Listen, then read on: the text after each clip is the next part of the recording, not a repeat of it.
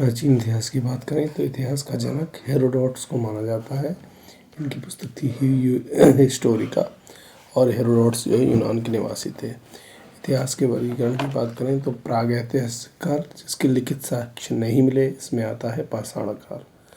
आद्य इतिहास काल, जिसके लिखित साक्ष्य मिले लेकिन को पढ़ा नहीं जा सका, इसमें आती है सिंधु घाटी सभ्यता और वैदिक सभ्यता। हालांकि वेदों को बाद में पढ़ा गया।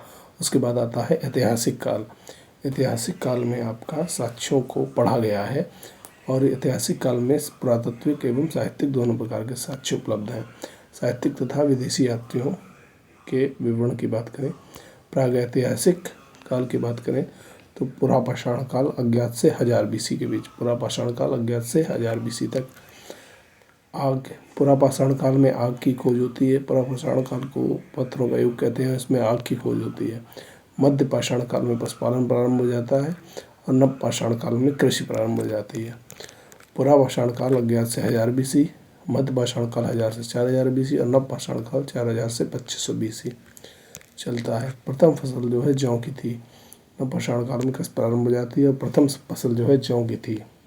आद्य ऐतिहासिक काल 2500 से 1750 BC। सिंधु घाटी सभ्यता और वैदिक सभ्यता में बटा था आद्य ऐतिहासिक काल, और वैदिक सभ्यता जो है ऋग्वैदिक काल और वैदिक काल में बटी हुई थी।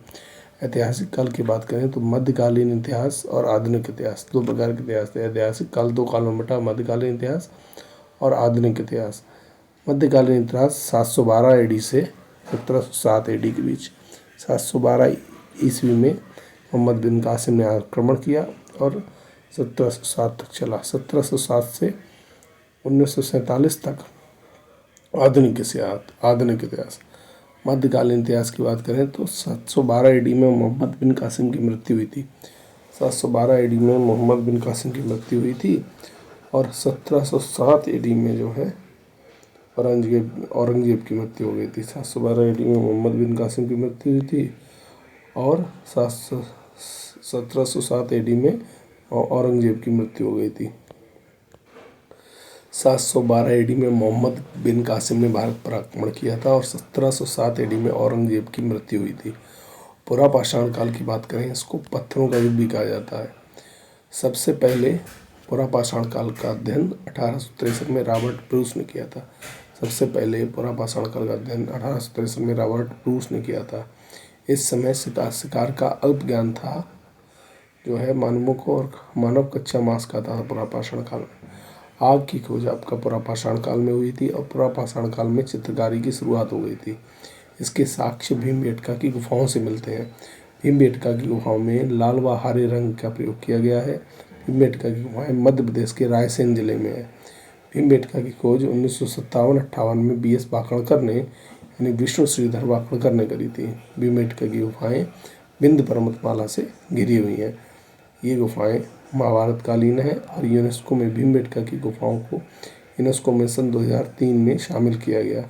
ये गुफाएं मानव जीवन के प्राचीनतम चिन्हों की वजह से प्रसिद्ध हैं। भीमबेटका की गुफाओं में मानव जीवन के प्राचीनतम चिन्हों को माना जाता है। मध्य पाषाण काल की बात करें, इस समय तीर कमान का प्रयोग शुरू हो गया और जो है मानव को शिकार का पूर्ण ज्ञान हो गया। मध्य पाषाण काल में या लघु पाषाण काल में मानव को शिकार का पूर्ण ज्ञान हो गया था और तीर कमान का प्रयोग शुरू हो गया था।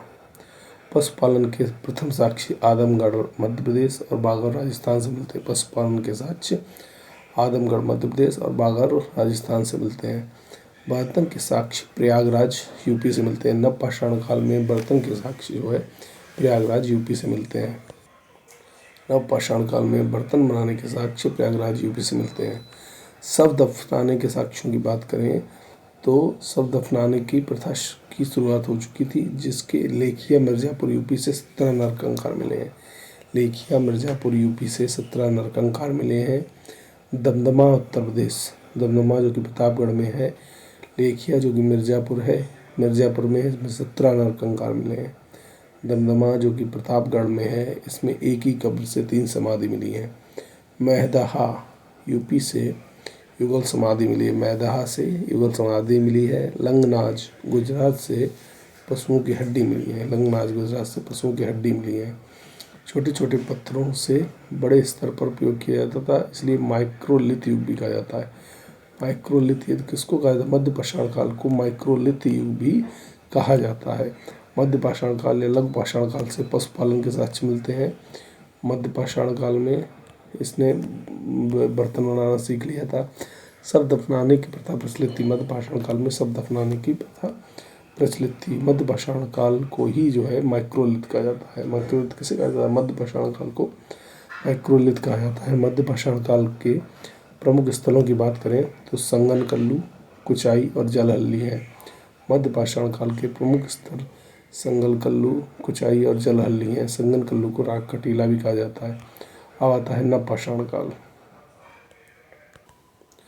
नवपाषाण काल कृषि के साक्ष्य मिलते हैं। नवपाषाण काल से कृषि के साक्ष्य मिलते हैं। मेहरगढ़ पाकिस्तान से बेलन नदी के किनारे नवपाषाण काल में कृषि शुरू हो गई और कृषि के साक्ष्य मेहरगढ़ से मिलते हैं। पाकिस्तान में है जो बेलन नदी के किनारे। नवपाषाण काल में पूजा के साक्ष्य मिलते हैं और ये माना जाता है पहिए का आविष्कार भी नवपाषाण काल में हुआ था। नवपाषाण काल के प्रमुख स्थलों की बात करें तो बेलन घाटी उत्तर प्रदेश, सोन घाटी मध्य प्रदेश, सिंहभूम झारखंड। बेलन सोन सिंह नवपाषाण, बेलन सोन सिंह नवपाषाण। नवपाषाण काल के प्रमुख स्थल बेलन घाटी उत्तर प्रदेश, सोन घाटी मध्य प्रदेश, सिंहभूम झारखंड है। ताम्रकाल या चालकोलिथिक युग की बात करें तो तांबे की खोज मानव द्वारा प्रयोग की जाने वाली प्रथम धातु कौन सी थी? तांबा। मानव द्वारा प्रयोग की जाने वाली प्रथम धातु जो है तांबा थी। लोहे का ज्ञान जो है मानव को वैदिक काल में हुआ। ताम्र पाषाण कालीन संस्कृतियों में पहली आती है बनास संस्कृति, जो कि राजस्थान से संबंध रखती है। बनास संस्कृति जो है राजस्थान से संबंध रखती है। इसको ताम्रवती भी कहते थे। बनास संस्कृति जो कि राजस्थान से संबंधित रखती है, इसको ताम्रवती भी कहा जाता था। कायथा संस्कृति मध्य प्रदेश, मालवा मध्य प्रदेश। कायथा मालवा मध्य प्रदेश, जौरवे महाराष्ट्र और बनास राजस्थान। बनास संस्कृति राजस्थान, कायथा संस्कृति मध्य प्रदेश, मालवा संस्कृति मध्य प्रदेश। मालवा संस्कृति का प्रमुख स्थल है नब्दा टोली। मालवा नब्दा टोली, मालवा संस्कृति का प्रमुख स्थल नब्दा टोली। और जोरवे संस्कृति जो कि महाराष्ट्र से संबंधित रखती है, इसके प्रमुख स्थल हैं इनाम गांव और सोने गांव। जोरवे संस्कृति के प्रमुख स्थल हैं इनाम गांव और सोने गांव। ताम्रपाषाण कालीन या चालकोलिथिक संस्कृति में कृषक ग्रामीण संस्कृतियाँ थीं। ताम्रपाषाण कालीन या चालकोलिथिक संस्कृतियाँ जो है कृषक ग्रामीण सभ्यता थी, संस्कृतियाँ थीं। सिंधु घाटी सभ्यता की बात करें तो 2500 से 1750 बीसी के बीच सिंधु घाटी सभ्यता रही।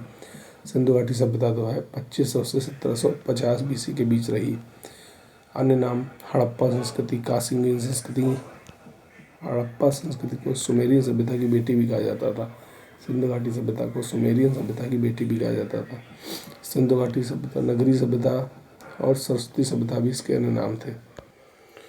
सिंधु घाटी सभ्यता को सुमेरियन सभ्यता की बेटी भी कहा जाता है। सिंधु घाटी सभ्यता को पहली बार चार्ल्स मैसन ने 1826 में खोजा। सिंधु घाटी सभ्यता को पहली बार 1826 में चार्ल्स मैसन ने खोजा। 1856 में पहली बार सिंधु घाटी सभ्यता पे कनिंघम में सर्वेक्षण किया। 1826 में चार्ल्स मैसन ने खोजा, 1856 में कनिंघम ने सर्वेक्षण किया। भारतीय पुरातत्व सर्वेक्षण विभाग का जनक अलेक्जेंडर कनिंघम को माना जाता है। ASI का पहला महानिदेशक कलंगन था। आर्कियोलॉजिकल सर्वे ऑफ इंडिया की स्थापना 1861 में हुई। ASI की स्थापना 1861 में हुई। ये संस्कृति मंत्रालय के अधीन आता है और ASI का मुख्यालय नई दिल्ली में है। जॉन मार्शल ने 1924 में सिंधु घाटी सभ्यता के पाए जाने की घोषणा की। सर जॉन मार्शल ने 1924 में सिंधु घाटी सभ्यता के पाए जाने की घोषणा की। वर्तमान में ASI के महानिदेशक युद्धवीर सिंह रावत हैं। वर्तमान में ASI के महानिदेशक युद्धवीर सिंह रावत हैं। सिंधु घाटी सभ्यता जो कि 2500 से 1750 बीसी के बीच चली, इसका सबसे प्राचीन नगर बेडारा हरियाणा में है, जो कि 7500 बीसी पुराना है। सिंधु घाटी सभ्यता का सबसे पुराना नगर बेडारा हरियाणा है, जो कि 7500 वर्ष पुराना है। इसकी खोज सन 2014 में हुई। त्रिभुजाकार आकार, भावचित्रात्मक दाएं से बाएं लिखी जाती है। समाज मात्र सत्तात्मक। हड़प्पा पाकिस्तान खोज 1921 दयाराम साहनी। मोहनजोदड़ो 1922 राखलदास बनर्जी। सबसे बड़ा स्थल राखीगढ़ी हरियाणा। सबसे बड़ा स्थल राखीगढ़ा हरियाणा। सबसे पुराना बेडारा हरियाणा। सबसे बड़ा राखीगढ़ी हरियाणा। पूजा वृक्ष, सर्प, जल, भूमि, उर्वरता की देवी मान कर पूजा करते थे। पशु, पक्षी और स्वास्थ्य की पूजा करते थे। मंदिर के साक्ष्य नहीं मिले हैं। सिंधु घाटी सभ्यता से मंदिर के साक्ष्य नहीं मिले हैं। पवित्र पशु, कुबड़ वाला बैल, व्यापार, आयात निर्यात, मीठे में शहद का प्रयोग करते थे। सिंधु घाटी सभ्यता के लोग मीठे में शहद का प्रयोग करते थे। बंदरगाह आपका लोथल, सुटकोटरा। लोथल जो है सिंधु घाटी सभ्यता का सबसे बड़ा बंदरगाह था। लोथल जो है सिंधु घाटी सभ्यता का सबसे बड़ा बंदरगाह था। सुरकोटरा जो है गुजरात में स्थित है, ये भी एक बंदरगाह था। 2 टीलों में विभाजित था। सारे जो है नगर जो है 2 टीलों में विभाजित थे। पूर्व टीला सामान्य लोगों के लिए और पश्चिमी टीला राजा लोगों के लिए, यानी सामान्य लोग जल्दी उठेंगे पूर्व में और पश्चिम में राजा और सरदार लोग रहेंगे। धौलावीरा जो था एकमात्र नगर था जो 3 टीलों में विभाजित था। धौलावीरा 3 टीलों में विभाजित था। धौलावीरा को यूनेस्को में शामिल किया गया सन 2021 में। धौलावीरा में 2021 में शामिल किया। धौलावीरा यूनेस्को में शामिल होने वाला 40वां स्थल है। स्वतंत्रता के पश्चात सिंधु घाटी सभ्यता के सर्वाधिक स्थल गुजरात में खोजे गए। स्वतंत्रता के बाद सिंधु घाटी सभ्यता के सर्वाधिक स्थल गुजरात में खोजे गए। मांडा, जम्मू एंड कश्मीर, चिनाब नदी। मांडा, जम्मू कश्मीर, चिनाब नदी। आलमगीरपुर, मेरठ, हिंडन नदी। दैमाबाद, महाराष्ट्र, प्रवरा नदी जो कि गोदावरी की सहायक नदी है। सुदकांगेडोर, बलूचिस्तान, दास्क नदी। हड़प्पा, रावी नदी के किनारे 1921 में खोज। हड़प्पा जो है 5 किलोमीटर की परिधि में फैला हुआ नगर है। हड़प्पा गिड़ पद्धति से बना हुआ है। शव दफनाने के साक्ष्य मिलते हैं। हड़प्पा से शव दफनाने के साक्ष्य मिलते हैं। कब्रिस्तान जो था उसको R37 कहा गया है। हड़प्पा से कपास की खेती और सुरक्षा दुर्ग के साक्ष्य मिलते हैं। हड़प्पा से कपास की खेती और सुरक्षा दुर्ग के साक्ष्य मिलते हैं। हड़प्पा में मुद्रा बनाने के लिए सेलघड़ी यानी स्टीराइट का प्रयोग किया जाता था। हड़प्पा से पत्थर की बनी नृत्य करते हुए पुरुष की मूर्ति मिली है। नटराज जी की मूर्ति मिली है। हड़प्पा से जो पत्थर के बने पुरुष की मूर्ति मिली है, जो नटराज जी की मूर्ति है, उसकी ऊंचाई 7 से 8 इंच है लगभग। मोहनजोदड़ो, पाकिस्तान सिंध में स्थित 1922 राखलदास बनर्जी सिंधु का बगीचा भी कहा जाता था। मोहनजोदड़ो को सिंधु का बगीचा भी कहा जाता था। इसकी जनसंख्या सर्वाधिक थी। मोहनजोदड़ो से विशाल अन्नागार मिला है जिसकी लंबाई 40.57 मीटर, चौड़ाई 15.23 मीटर, यानी मोहनजोदड़ो से विशाल अन्नागार मिला है जो कि 45.71 गुणे 15.23 था। 45.71 गुणे 15.23 अन्नागार। विशाल स्नानागार मिला है जो 11.88 गुणे 7 गुणे 2.43। विशाल स्नानागार मिला है जो 11.88 गुणे 7 गुणे 2.43 था। मोहनजोदड़ो और हड़प्पा को जुड़वा राजधानी पिग्गट ने कहा है। बुने हुए कपड़े के साक्ष्य मिलते हैं मोहनजोदड़ो से। बुने हुए कपड़े के साक्ष्य मोहनजोदड़ो से मिलते हैं। 3 मुख वाले देवता पशुपति की मूर्ति मोहनजोदड़ो से मिली। कांसे की नृत्य की मूर्ति मोहनजोदड़ो से मिली। कांसे की नर्तकी की मूर्ति की जो है लुप्त मोम विधि से निर्मित थी। वाटर प्रूफिंग के साक्ष्य मोहनजोदड़ो। एक संगी बैल की आकृति वाली मोहर मोहनजोदड़ो। उसके बाद बात करते हैं चंदूदड़ो, सिंधु नदी। चंदूदड़ो सिंधु नदी के किनारे 1931 से 34 में NG मजूमदार द्वारा खोदा गया। चंदूदड़ो मजूमदार ने खोजा सिंधु घाटी सभ्यता सिंधु नदी के किनारे 1931-32। चंदूदड़ो से वक्राकार ईंटें मिली हैं। मन के बनाने का कारखाना। चंदूदड़ो मोहर बनाने का प्रमुख केंद्र था। काजल, लिपस्टिक। चंदूदड़ो बिल्ली का पीछा करते हुए कुत्ता। चंदूदड़ो एकमात्र नगर जिसमें सुरक्षा दीवार नहीं थी। चंदूदड़ो शिल्प उत्पादन के साथ चंदूदड़ो से वक्राकार ईंटें, मन के बनाने का कारखाना, मोहर बनाने का प्रमुख केंद्र था चंदूदड़ो। काजल, लिपस्टिक। चंदूदड़ो से बिल्ली का पीछा करते हुए कुत्ता। चंदूदड़ो एकमात्र नगर जिसमें सुरक्षा दीवारें नहीं थी वो चंदूदड़ो। शिल्प उत्पादन के साक्ष्य चंदूदड़ो से मिलते हैं। सिंधु घाटी सभ्यता। उसके बाद नगर आता है लोथल। लोथल 1954 में SR राव ने खोजा। लोथल 1954 में SR राव ने खोजा। लोथल भोगवा नदी के किनारे गुजरात में स्थित है। लोथल 1954 में SR राव ने खोजा। लोथल से हाथी दांत का पैमाना मिला है और लोथल से हाथी दांत के पैमाना मिला है। लोथल को लघु मोहनजोदड़ो कहते थे। लोथल को लघु मोहनजोदड़ो कहते थे। लोथल से हाथी दांत का पैमाना मिला है। लोथल के लोग सफाई के प्रति सजग थे और लोथल से तांबे का कुत्ता मिला है। लोथल के लोग सफाई के प्रति सजग थे। लोथल से तांबे का कुत्ता मिला है। लोथल एक बंदरगाह था, व्यापारिक नगर था। लोथल से शतरंज के खेल के साक्ष्य मिले हैं। लोथल से शतरंज के खेल के साक्ष्य। लोथल से 3 युगल समाधियाँ मिली हैं। लोथल से हाथी दांत से बनी मेसोपोटामिया की मुहर मिली है। हाथी दांत का पैमाना और हाथी दांत से बनी मेसोपोटामिया की मुहर लोथल से मिली है। लोथल से चावल का छिलका मिला है। हड़प्पा सभ्यता का मैनचेस्टर लोथल को कहा जाता था। अनाज पीसने की चक्की लोथल से। मिट्टी की नाव खिलौने के रूप में लोथल से मिली है। घोड़े की हड्डियों के साक्ष्य जो है आपको सुरकोटरा से मिले हैं। घोड़े की हड्डियों के साक्ष्य जो है सुरकोटरा से मिले हैं। घोड़े की हड्डियों के साथ सुरकोटरा से मिले हैं। गुजरात के कच्छ जिले में स्थित है सुरकोटरा, और जगपति जोशी ने सुरकोटरा खोजा। सुरकोटरा जो है जगपति जोशी ने खोजा। 1964 से 68 के बीच सुरकोटरा में खुदाई की गई। सुरकोटरा सादी कौर नदी के किनारे है। घोड़े की हड्डियों के साक्ष्य लोथल से मिले हैं। घोड़े की हड्डियों के साक्ष्य लोथल से मिले हैं। घोड़े की हड्डियों के साक्ष्य और भेड़ियों की हड्डियों के साक्ष्य ये दोनों लोथल से मिले हैं, वो सुरकोटरा से मिले। घोड़े की हड्डियों के साक्ष्य और भेड़िए की हड्डियों के साक्ष्य दोनों सुरकोटरा से मिले। पत्थर की किलेबंदी थी सुरकोटरा में, पत्थर की किलेबंदी थी। कालीबंगन राजस्थान जो कि घग्गर नदी के किनारे है। कालीबंगन घग्गर नदी के किनारे राजस्थान। कालीबंगन की खोज 1953 में अमलानंद घोष और वी एस थापर ने की थी। कालीबंगन की खोज 1953 में अमलानंद घोष और वी एस थापर ने की थी। कालीबंगन से काले कांच की चूड़ियाँ मिली हैं। जुते हुए खेत के साक्ष्य भी कालीबंगन से मिले हैं। कालीबंगन से काले कांच की कुछ चूड़ियाँ मिली हैं। लकड़ी का हल मिला है। 7 हवन कुंड मिले हैं और भूकंप के साक्ष्य मिले हैं।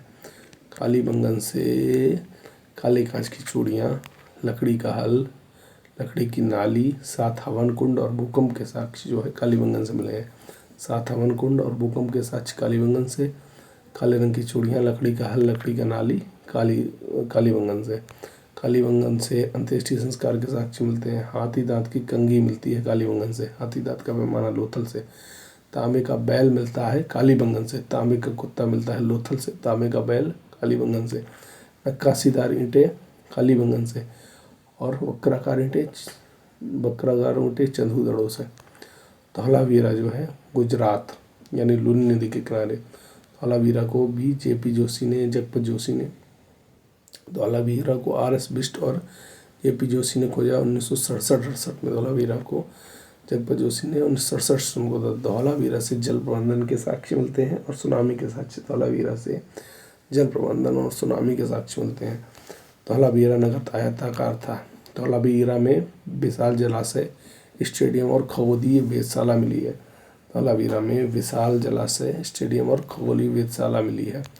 बनावली हरियाणा सरस्वती नदी के किनारे 1973-74 RS बिष्ट द्वारा खोजा गया। बनावली हरियाणा सरस्वती नदी के किनारे 1973-74 RS बिष्ट के द्वारा खोजा गया। बनावली हरियाणा से जौ के दाने मिले हैं। बनावली हरियाणा से मिट्टी का हल मिला है जो कि खिलौने के रूप में प्रयोग किया जाता था। रोपड़ सतलज नदी। रोपड़ पंजाब सतलज नदी। रोपड़ की खोज 1953 में YD शर्मा द्वारा की गई। मनुष्य के साथ कुत्ते के दफनाने के साक्ष्य मिले हैं। रोपड़ से मनुष्य के साथ कुत्ते के दफनाने के साक्ष्य मिले हैं। रोपड़ की खोज सतलज नदी खोज 1953 में YD शर्मा द्वारा की गई। राखीगढ़ी हरियाणा। रोपड़ से मनुष्य के साथ कुत्ते को दफनाने के साक्ष्य मिले हैं। राखीगढ़ी हरियाणा घग्गर नदी 1963 सूरजभान द्वारा। राखीगढ़ी हरियाणा घग्गर नदी 1963 सूरजभान द्वारा। रंगपुर गुजरात मादर नदी। रंगपुर गुजरात मादर नदी 1953-54 रंगनाथ राव। रंगपुर गुजरात मादर नदी 1953-54 रंगनाथ राव। रंगपुर एवं लोथल से चावल के दाने मिले हैं। चावल के प्रथम साक्ष्य लोथल से प्राप्त हुए हैं। धान की भूसी और लोथल। धान की भूसी जो है रंगपुर गुजरात से मिली है। वहीं लोथल से चावल के छिलके मिले हैं। चावल की खेती के साक्ष्य रंगपुर और लोथल दोनों से मिले हैं। मुख्य फसल गेहूँ और जौ थी।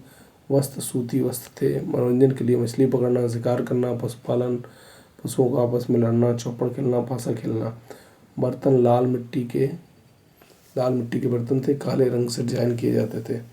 अग्निकुंड लोथल एवं कालीबंगन से प्राप्त हुए हैं। अग्निकुंड लोथल एवं कालीबंगन से प्राप्त हुए हैं। मनके का कारखाना लोथल एवं चंदूदड़ो, मरके का कारखाना लोथल एवं चंदूदड़ो।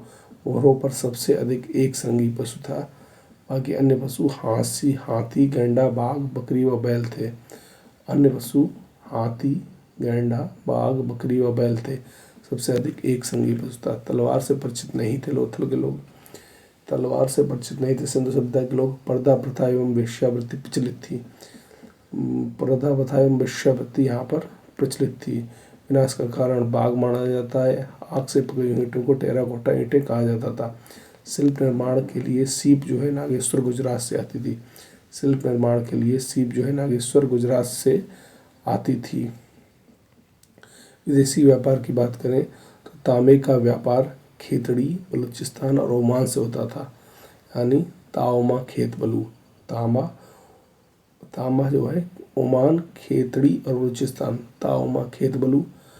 अफीरा यानी चांदी, अफीरा चांदी जो है अफगानिस्तान, ईरान से आती थी। सोना अफीरा नाटक, सोना अफगानिस्तान, ईरान और नाटक। चांदी टिन अफीरा, चांदी टिन अफीरा यानी चांदी और टिन अफगानिस्तान, ईरान से आता था। सोना अफीरा नाटक यानी सोना अफगानिस्तान, ईरान और कर्नाटक से आता था। तांबा ताओमा खेत बलू, तांबा ओमान, खेतड़ी, बलूचिस्तान से आता था। गोमेद रस, गोमेद सोहरा, सीसा ईरा, गोमेद सोहरा, सीसा ईरा। गोमेद सौराष्ट्र से, सीसा ईरान से। एक बार पढ़ेंगे विदेशी व्यापार। ताओमा खेत बलू, ताओमा खेत बलू। चांदी टिन अफीरा, चांदी टिन अफीरा। सोना अफीरा नाटक, सोना अफीरा नाटक। गोमेद सोहरा, सीसा ईरा। सेलगड़ी स्टेरॉइड, मृतकों का टीला सिंधी भाषा का शब्द है। मृतकों का टीला सिंधी भाषा का शब्द है। 1944 में एएसआई चीफ थे रैम व्हीलर। 1944 में एएसआई चीफ थे रैम व्हीलर। मालवा के दक्षिण से उत्तर की गंगा घाटी तक फैला हुआ है क्या? आपका सिंधु घाटी सभ्यता मालवा के दक्षिण से उत्तर की गंगा घाटी तक फैला हुआ है। हड़प्पाई कबूतर की पूजा करते थे, हड़प्पाई लोग कबूतर की पूजा करते थे। जर्मनी और इटली के एएसआई के लोग 1980 में सर्वे के लिए आए थे। जर्मनी और इटली के एएसआई लोग